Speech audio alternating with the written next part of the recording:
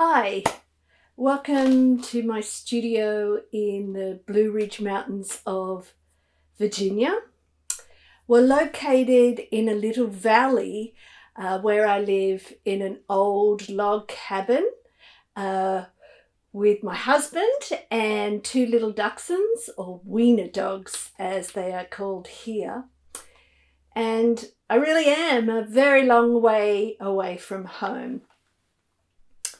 But having some of my work in the Maitland Regional Art Gallery collection and the exhibition Guns to Roses, it really means so much to me because it's like I've got a little bit of myself at home back in Australia.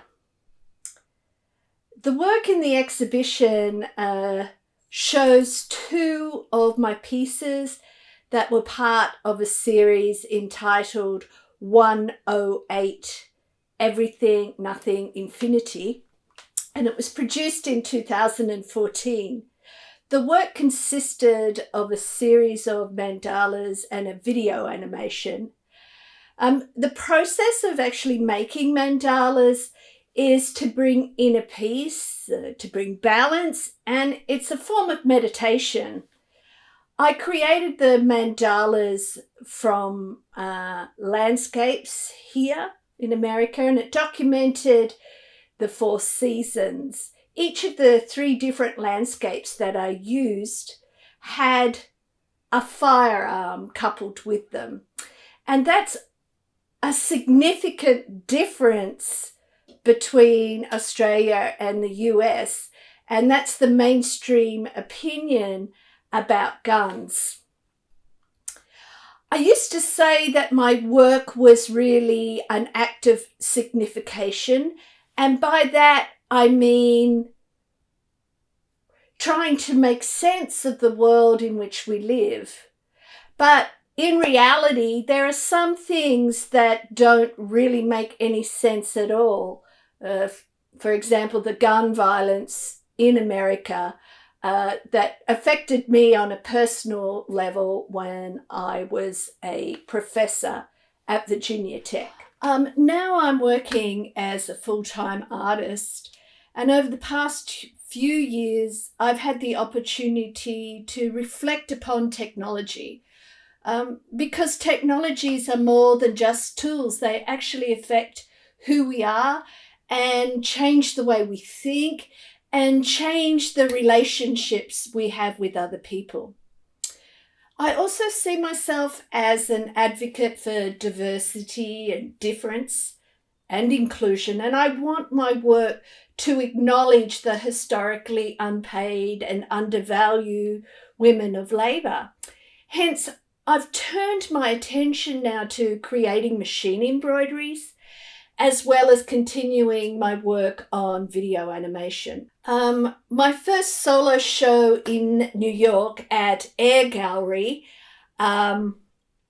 was in 2019, and it documents and deconstructs the development of computer chips and circuits and motherboards. Now, the strategy of using stitching and beading to trace computer development serves as a way to highlight women's contribution to the development of technology. And it traces a course from the history of technology to our present state of ubiquitous use of technology.